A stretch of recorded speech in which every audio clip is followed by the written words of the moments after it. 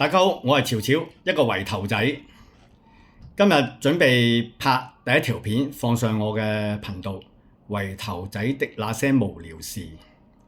呢個頻道準備係分享我啲圍頭嘅日常啦，啲無聊事啦，我嘅運動啦，同埋一啲圍頭畫嘅。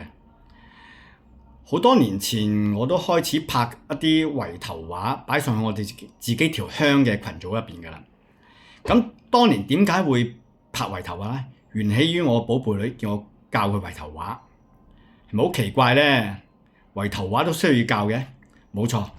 我哋老一輩嘅人咧，父母啊嗰輩咧，當年結婚咧，都係可能同附近啲鄉啊村落結婚。由於雙方都係圍頭仔女，孕育下一代好自然係交談成日都係用圍頭畫。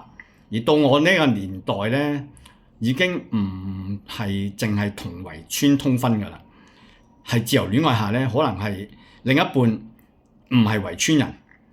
日常生活自然少用圍頭畫去溝通，下一代更加會少，除非佢哋係由爺爺嫲嫲、公公婆婆湊大。喺呢個情況下，就會多機會俾圍頭畫薰陶，而好自然咁學識圍頭畫。當年我第一條拍嘅片咧，講嘅圍頭畫就係罩公公。咁乜嘢叫罩公公咧？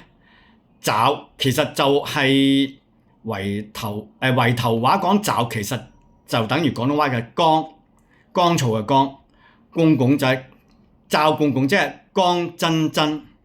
咁可以形容啲咩咧？譬如個橙汁唔多，水分唔多，可以形容個橙罩公公，即係冇乜水分冇乜汁嘅。形容啲天氣啊地乾燥啊罩公公咯。